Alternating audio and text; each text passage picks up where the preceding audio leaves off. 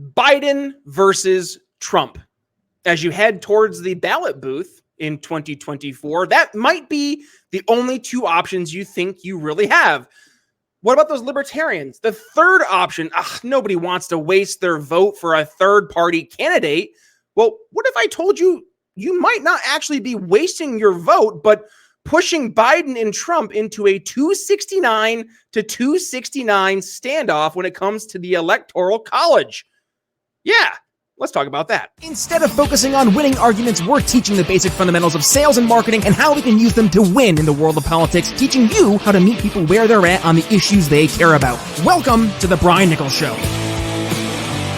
Well, hey there, folks. Brian Nichols here on the Brian Nichols Show, and thank you for joining us on, of course, another fun-filled episode. I am, as always, your humble host, joining you from our lovely Cardio Miracle Studios here in Eastern Indiana. The Brian Nichols Show is powered by AMP America. Very excited to be part of the AMP America team. Head over to ampamerica.com if you're looking for some pretty awesome opinion pieces, news articles, and more without the corporate media fluff. And again, I do mention the opinion pieces are pretty good, namely because I write one at least once a week. So one more time, ampamerica.com. Also, the Brian Nichols Show is powered by Cardio Miracle. I am very excited to be powered by Cardio Miracle, and I've had them as a sponsor here on the show for about the past year. And I've said it time and again, the Cardio Miracle difference is 1000% real. That means if you're looking for lower blood pressure, a better overall heart health, Cardio Miracle is the answer to your prayers. Powered by nitric oxide, Cardio Miracle not only will help you improve your heart health, but a slew of other positive side effects like better sleep, better pump at the gym, and gentlemen, better you know what down below. All of that and more, the benefits of Cardio Miracle. So if you want to experience the Cardio Miracle difference for yourself, head down below in the show notes, click the link. It's going to bring you right over to Cardio Miracle, where, yes, you have literally nothing to lose because there's a 100% money back guarantee. But hey, save some dollars along the way. Use code TBNS for 15% off your order. Join literally the tens of thousands of other folks who are already experiencing the Cardio Miracle difference for themselves. Join the hundreds of folks here within the Brian Nichols Show audience who have experienced the difference for themselves over the past year. I guarantee your heart will thank you. All right, speaking of your heart thanking you, you go to the ballot box in November and you look at the options, Trump and Biden, and you find yourself behind throwing up a little bit in your mouth, knowing that those are my only two options. That if you happen to be looking into the weeds, and yes, I'm saying look really into the weeds here, there may be an option for you to not vote for Trump, to not vote for Biden, and still to be able to have your heart feeling happy. And that is, what if you were able to vote for the third party candidate, like a libertarian candidate who would actually push the election into question by not allowing one of the two major party candidates to obtain the 270 electoral college votes necessary to walk into the White House? That's the plan. That's the strategy. So to talk about all that and more and how this could actually work, Libertarian presidential candidate Lars Mapstead joining us here on the Brian Nichols Show. Lars, welcome to the program. What's this? You're going to stop the Democrats and Republicans from winning the White House? Tell us. That's right. That's absolutely correct. And there is a very good plan, and it's very achievable. So I started running for office, and I wanted to do something that was different. I wanted to basically make a splash. You know, I hear all the time, libertarians can't win. I can't vote for you because you don't win. So I want to put a win on the map for libertarians. And I want to give a voice to all those Americans right now who are like, I can't believe I have to vote for Trump or Biden. I guess I'll hold my nose and vote for one of them because the other one I hate a little bit more than this one, right? And there's a lot of people I'm hearing all over the country that are in this position, and they're ready to do something about it. And I want to give them a voice. I want to give all those people who stopped voting, I want to give them an opportunity to have their voice heard, that they're discussed in the way that our system is running. And how I'm going to do that is we're going to win electoral votes on election night. And this is going to cause what's called a contingent election under the Constitution. And in fact, this happened exactly 200 years ago when John Adams took the presidency after a contingent election. So this is something that has happened before. It's under the Constitution, and it can happen again. We only need 250,000 votes in either Omaha, Nebraska, or the greater Nebraska, and in Portland, Maine, or greater Maine, in order to win electoral votes. And the more electoral votes we win, the more likely it is that we cause this contingent election. I've also reached out to other candidates like RFK's team, like Jill Stein, and pitched them this idea as well, because if we could combine to win more electoral votes, this becomes even more likely to happen. And I think that this is a great way to send a message to Washington, to the elites, to the Democrats and the Republicans, that they've gone off the rails and they no longer represent the majority of the people in America. There's something like 70% of people don't want either of these guys to be the candidate if they could really choose something different. There is the number right there. Yeah, it's insane how many folks look at left team, right team, red team, blue team, and they just say, what? I don't want to be represented by either of these clown shows right now. And you look at the two leading nominees for the respective two leading parties, and that's exactly how, to your point, Lars, a majority, not a minority, a majority of Americans feel. And yet, and this is where we are between, it feels like, a rock and a hard place. There really hasn't been any real substantive options to disrupt the proverbial apple cart unless you were to vote in the primaries, right? We saw back in 2016, Trump completely take over the GOP. You know, he goes to South Carolina, looks Jeb Bush in the eyes and said, your brother lied us to the Iraq war. Poof, there goes the GOP establishment. You see Bernie Sanders in 2016 be like, Hillary, you not good. And Hillary be like, what? And then 2020 runs again, only to get destroyed by Biden and the establishment there. But again, you saw there was a demand for somebody besides the establishment, besides the Hillary Clinton, besides the Joe Biden, and until the Democrats decided that, oh, we can't have this happen. We need to work together and not let this anti-establishment sentiment take over our party. And then they push them out pretty darn fast. So to that point, there is a majority of Americans right now, Lars, who are looking at the current political system. And yeah, they're like, I don't want this. But why a libertarian? Besides just disrupting this apple cart, besides just throwing the election into chaos, what's the pro? What's the intangible reason that someone would want to vote for any third party, but specifically a libertarian in this case? What's the argument, Lars? Yeah, I think it's not even just about libertarian, because I'm presenting myself to the American people, right? Like, how does that look?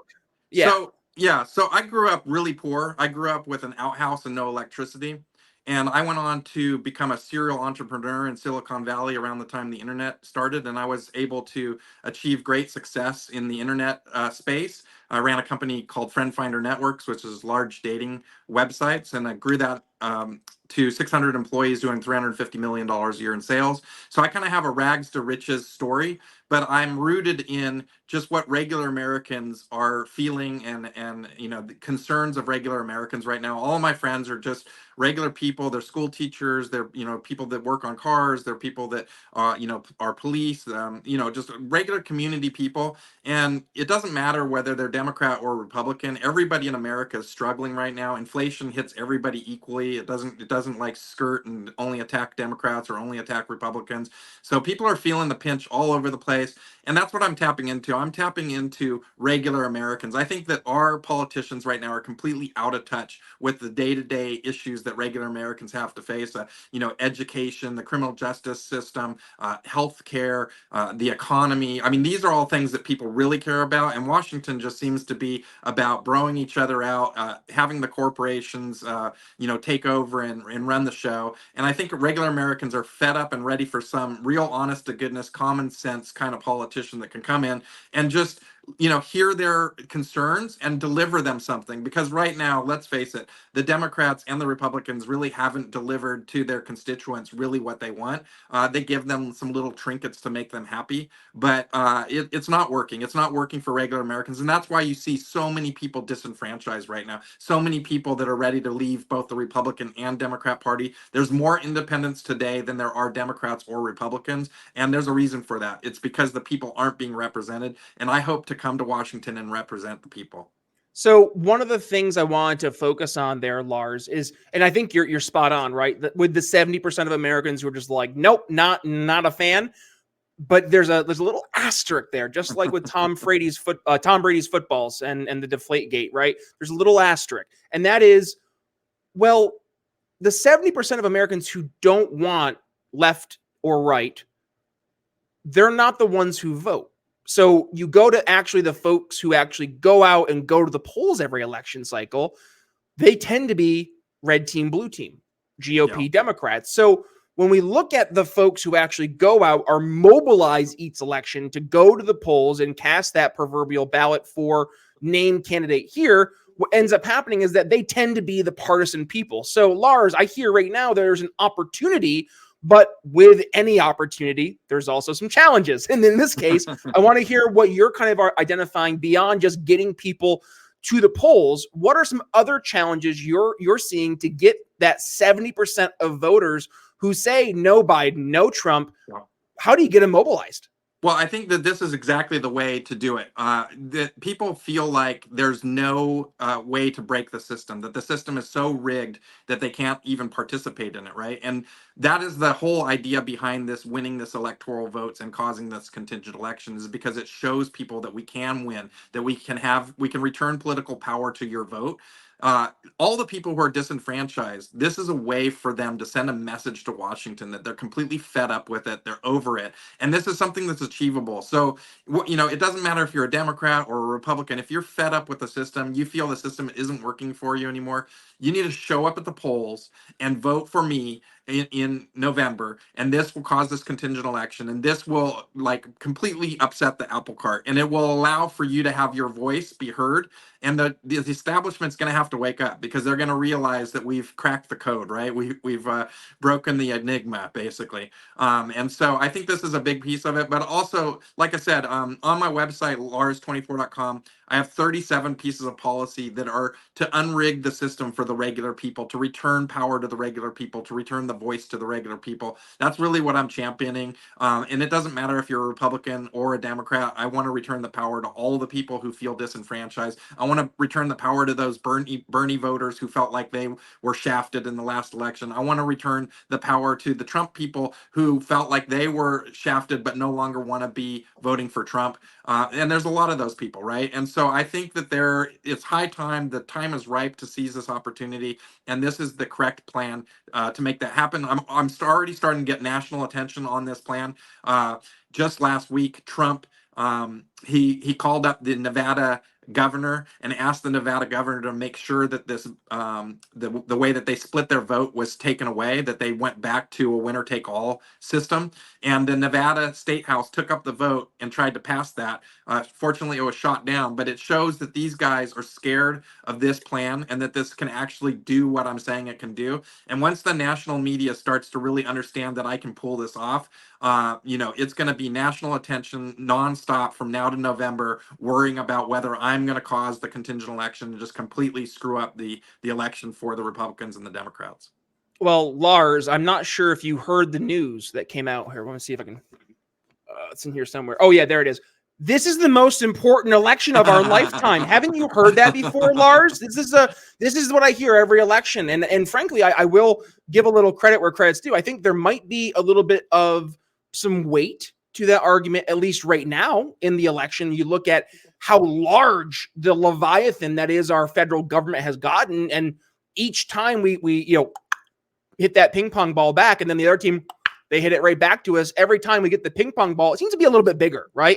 And each time it's gone from red team, blue team, the ping pong ball, and bigger and bigger and bigger and bigger.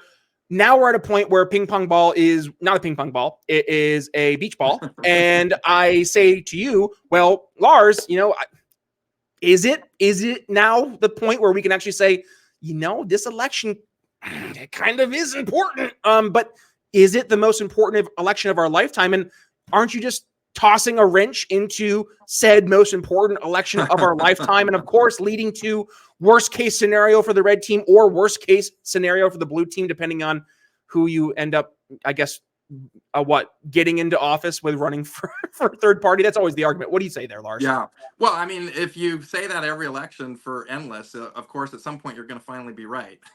Broken clock is right twice a day, right? So, I mean, the thing is that we're running out of time. We are running out of time. Part of the reason I'm running is I saw the George Floyd riots and I saw the January 6th stuff that went on at the Capitol. And it doesn't matter if you're left or you're right. America is completely pissed off. And part of the reason I'm running is because I believe if we continue down this divisive path of ping-ponging back and forth between red and blue, that it's going to end in disaster for America. It's going to end in bloodshed. And I want to avoid that at all costs, because I love my country. I love the people here, and I don't want to see them pitted against each other, especially in physical violence, right? And so I feel like, yeah, it is the most important election in our lifetime, in the sense that we have to stop that kind of activity. And I believe if we keep voting for Trump and Biden, that's just voting for the division in the country. And that's going to continue to lead us down this path that is irreversible to a certain degree, you know? And I mean, that is also, you know, we talk a lot in the Libertarian Party about the Federal Reserve and the $34 trillion of debt that we have. I heard a good slogan today. It said, national debt is child abuse. And I thought that was a great slogan. You know, all my life, the national debt's been going up. It doesn't matter if it's a Democrat or a Republican. They just continue to borrow and borrow and borrow more money from the future generations of America. And it's time for this kind of activity to stop. People are starting to wake up. They know what time it is, and they're ready to do something different about it.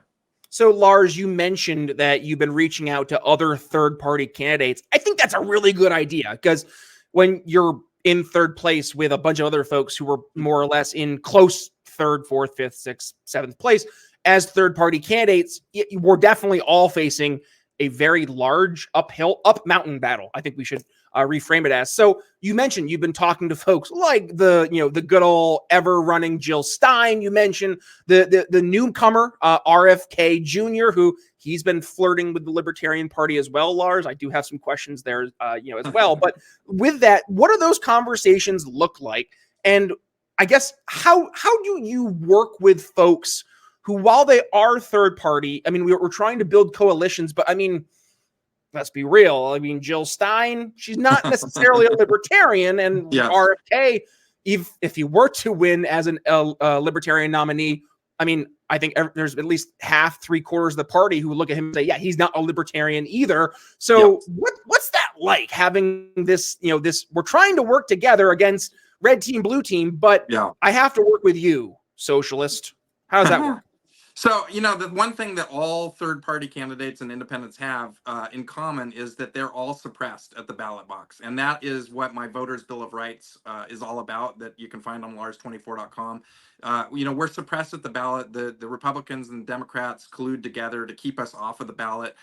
It's really hard for any party, even us, the Libertarians, the third largest party, to get on the ballot in all 50 states. The rules are completely different for me than they are for the Democrat and the Republican candidates. And so all of these third parties and independents can get behind, get better ballot access, ending gerrymandering, ending, fixing our election system so that it has more integrity. And so that the Voters' Bill of Rights is a piece that's nonpartisan that any other candidate can pick up. And so far, everybody that's looked at it has been on board with, some of the pieces of it, or even all of the pieces. And so, I've had 2 debates with Jill Stein, and one of the things, and I've talked to Kennedy twice now. And so the thing is that everybody that's in a third party or independent, in my opinion, they have their heart in the right place. They want what's best for America. It's just that we all disagree on exactly how to get there. But I don't believe that Donald Trump or Joe Biden really have what's best for regular Americans in their heart. I think that they're more into keeping their careers going, more into, keeping their political careers going. And I think that that's what kind of separates us from these other guys. I'm so sorry. I just thought of a perfect analogy. And I want you to tell me if I'm wrong. Biden and Trump are mom and dad. Just stick with me, right? Okay. Third party candidates, you guys, you're the kids. And I know trust me, we're going to get there. So it's getting ready for dinner time. And kids are like, we want to go get some food. And mom and dad are like, all right, you got to choose what you want for food, or we're going to choose for you. And you got Burger King or McDonald's. That's what you're going to get from Biden or Trump.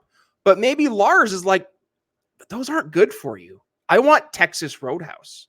And maybe Jill Stein's like, yeah, those aren't good for you. We want Vegans Are Us. And then you got RFK, and he's like, it's all terrible. We need to go to the farmer's market because every food has God knows what pumped into it, because, that's his whole thing. But like, you guys, as air quote the kids in this silly scenario I've painted here, you're saying we want something different, and we're acknowledging that what mom and dad want is bad. It's bad for us. We don't want all the gobbledygook and the McDonald's and the Burger King preservatives, all that stuff. We don't want that. But we can't seem to agree on what's the best option that's a healthy option. Texas Roadhouse. Buffalo Wild Wings. I mean, is it really healthy? But it's better than what we're getting at Burger King or McDonald's. So like we have an understanding of there's a problem and we want something better, but we can't get along because we want things so differently. You're not going to get the vegan to go to the steakhouse. You're not going to get the steakhouse to go to the vegan restaurant. And then RFK's over there just kind of doing his own thing. But like, it just feels like we are all waiting for that moment of disappointment, Lars, where we hear mom and dad say, fine, we're going to Burger King. We're going to McDonald's, and you're going to get what you get, and you're going to be thankful. Okay, that is what it feels like, Lars. Now, despite my goofy analogy, am I at least in the ballpark of that's because I think that's how a lot of Americans feel.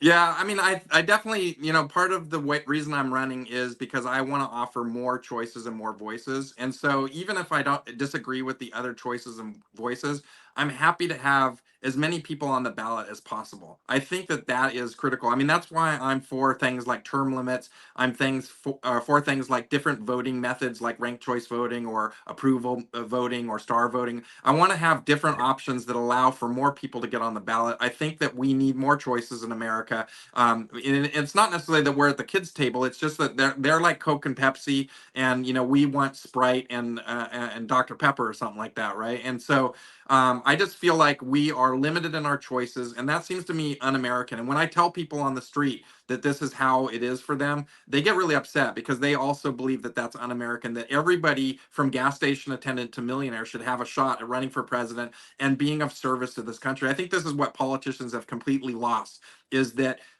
political office is a service position to the American citizens, not a career. And I think that all these guys in Washington have turned it into a career, and I think that is what's really, causing a lot of problems in America. So, Lars, how do we sell the alternative then? That we won't do that, right? And I think that's where a lot of voters, they're cynical, right? Yeah. They're like, I've been told for decades that I just need to vote for the right people. That then things will be better. I mean, I'm old enough there, Lars, to go back to, the 2010 Tea Party revolution. Everybody in the GOP was like, we did it. We freaking did it. Like, yeah, we didn't get Ron Paul in 2008 and we didn't get Ron Paul in 2012. But man, like we just completely changed the GOP. That's what it felt like. That's where, Matt Kibbe and I, we got to be buddies and stuff. And now I'm like, we're in 2024. We're 14 years later and we're in as bad a shape as we have been pretty much ever. Right. So I don't want to say like we've been told this before, Lars. We've heard this before, but like, what makes it different this time? I mean, is it the fact that we actually have a shot to make this whole 269 election happen, or is there something else here? Well, I think that we have a couple examples of libertarians who have been in office and what that sort of looks like. So there's Marshall Burt, who was, I believe, in Wyoming. He became in the state house of Wyoming. And what happened is he became kind of the kingmaker of the state house, because the Democrats would want to pass something and the Republicans would want to pass something, but they wouldn't want to look like they were working together. So they would all go through this one guy to get legislation done. So he became kind of the middle maker of the road. And I think that that's what a third party independent candidate would look like in the presidency. I imagine myself as the president of no. I would be telling Congress no a lot. And I feel like there's a lot of things that Congress passes on the margin with 51% of the votes or something. And I believe that most things shouldn't pass unless you have 2/3 majority. And if you don't have that, maybe it shouldn't be passed at all, right? And so there's another good example was Gary Johnson, who ran as the presidential candidate for the Libertarian Party.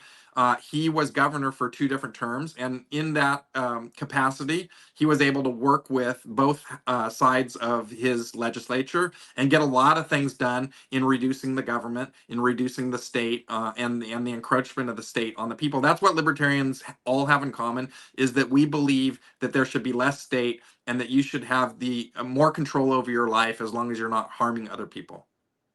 basically it's don't hurt people, don't take their stuff. Okay, I was right.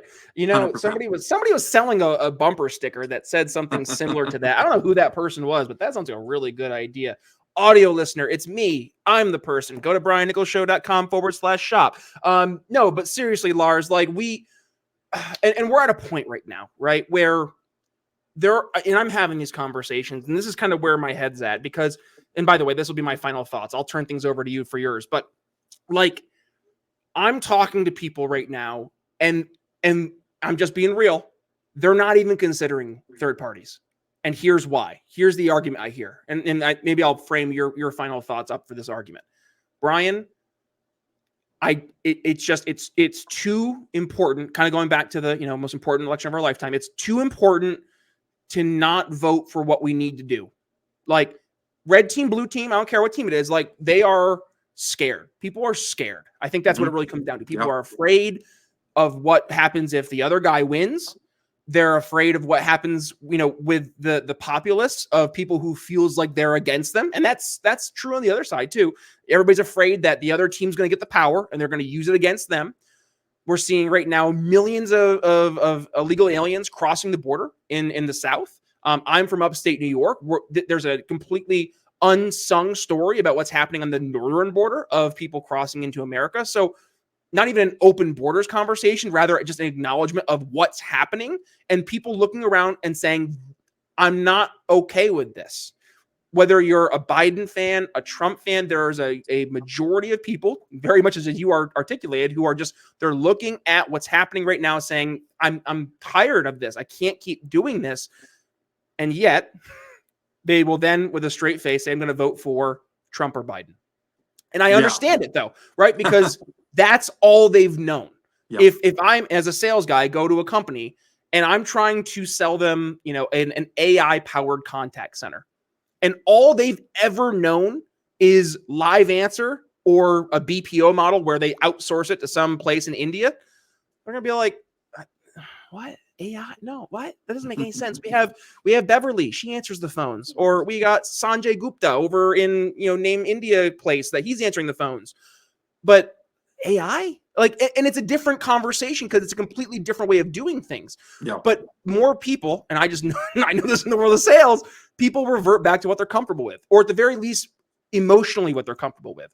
So, Lars, I say all that to that voter that I painted the picture of, that I've been talking to, saying, Brian, I hear you, but fill in the argument. What is the overcoming this objection, overcoming this very real objection that I know you get, I get, any big L or heck, small L libertarians out there who identify the very real and large elephant in the room or donkey in the room and say, not a fan.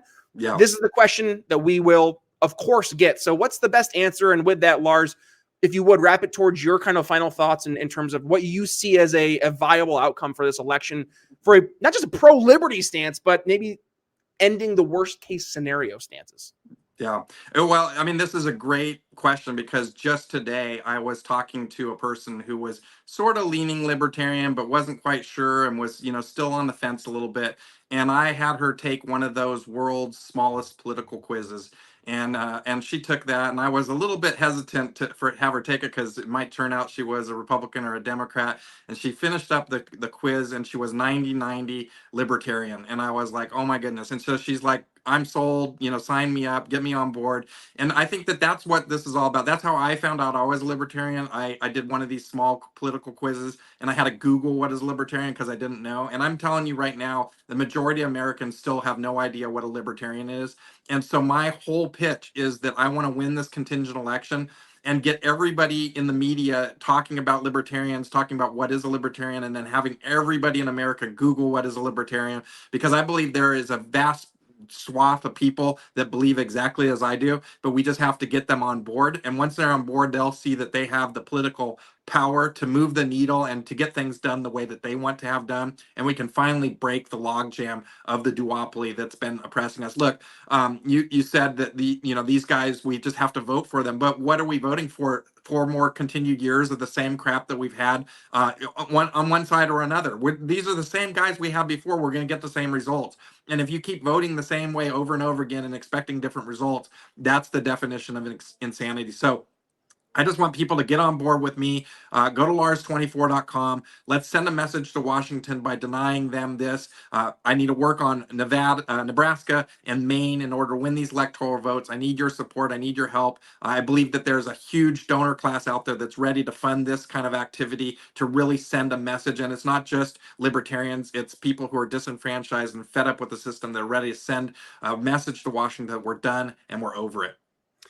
Lars Mapstead, it's been a pleasure. I had the pleasure of getting to see you in person here back last month at the Libertarian Party of Indiana State Convention. That was really cool to be able to hang out. Yeah, and you know what, Lars? Like I'm hearing, like, you look at states like Indiana. I mean, Trump's going to win, right? And I'm just saying, folks. I'm sorry if it makes people upset.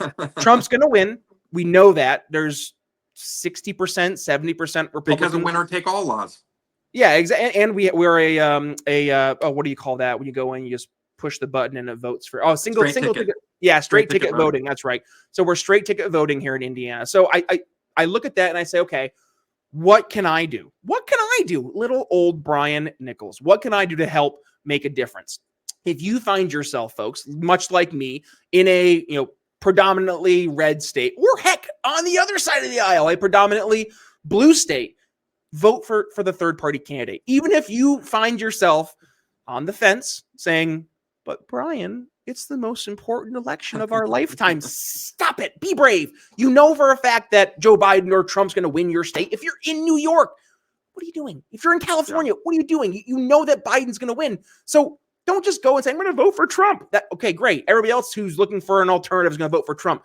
Vote for a third-party candidate that will actually make a difference, that will upset that apple cart, will get more and more people afraid. I remember back in 2018, people were pooping their pants up in New York State because a guy named Larry Sharp was running for governor as a big L libertarian, and he was making enough waves up there that people in New York were saying, holy cow, if he ends up getting second place to the Democrat, the Libertarian Party is the second major party in New York State. That changes all of the board of elections in New York State from being Republican Democrat to Libertarian Democrat.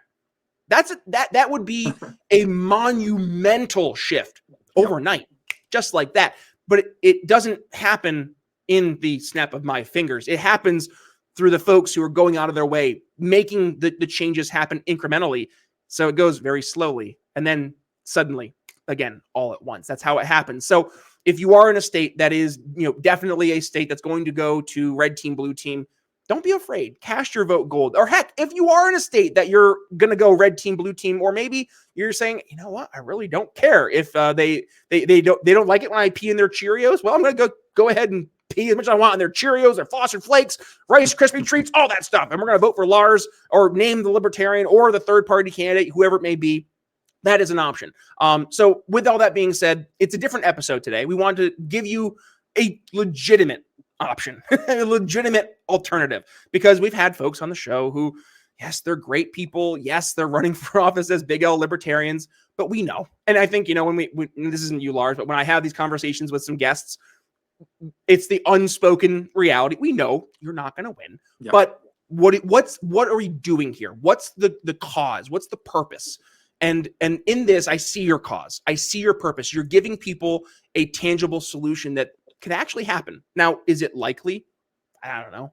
But is it possible? I think it is. I think it is likely. I just need a little bit of support to do it. We only have to win 250,000 votes in either of these places, and that is not a huge lift. Other libertarians have won elections with more than 250,000 votes. This is achievable, even with the money that we have. I just need people to support me and make it happen. See, there you go. And that's what people want to hear, that it is possible. So to that, folks, if you are in fact on board saying, yes, this is possible and you want to help make it possible, please go ahead, support Lars. Go ahead, give his campaign some love, lars24.com. Also, with that being said, if you would please be so kind and share today's episode. When you do, please tag yours truly on x.com as well as on Facebook and Instagram at Nichols Liberty. Lars, where can folks go ahead, reach out to you, follow the campaign, give you a tag on social media, shoot the breeze, all that that fun stuff. Yeah. So at Libertarian Lars on X, and if you just search for Lars for President on Facebook, I have social media on Instagram and TikTok and that sort of thing too. And then all of my policies and all of the stuff that's really a deep dive into what I'm trying to do at lars24.com. Rock and roll. All those links in the show notes as well, by the way, folks. So make sure you go ahead and check those out. By the way, if you missed it, way back on Monday, we had our episode air with the Martin family. And it was a very, very sad episode. I'm just going to level with you guys. We ended up doing an X exclusive because we told the story of their daughter, Trista, who passed away from the COVID-19 Pfizer jab. And it was just one of the hardest episodes I have ever had to record. And I knew for a fact that as soon as this would get uploaded on YouTube or on Facebook, it would just get nuked. So we didn't even bother, because I'm not trying to put our show in a situation where we're not able to reach the folks that need to hear these stories. So what I did was I did a short little 3-minute video on Facebook and YouTube saying, hey, this episode exists. It's not here. It's going to be exclusively over on x.com for the video version and as a podcast episode. So if you missed that episode back on Monday, please go ahead, give it some love. If you could please go over to x.com, give it a retweet. That would mean the world to us, because their story is one story that absolutely needs to go just far and wide. Their story is not, unfortunately, unique to them. There are dozens of families who are experiencing what the Martin family has experienced, and that number has gone from the dozens to hundreds to thousands, and it continues to grow. And we need to be able to talk about what's actually happening, and frankly, like, actually have a thoughtful, intelligent, open conversation about it without the censors and the different areas. So please go ahead, support that episode. It's a very, very tough episode, but definitely an episode you need to hear. So with that being said, I really appreciate the love, the support we get from this audience here.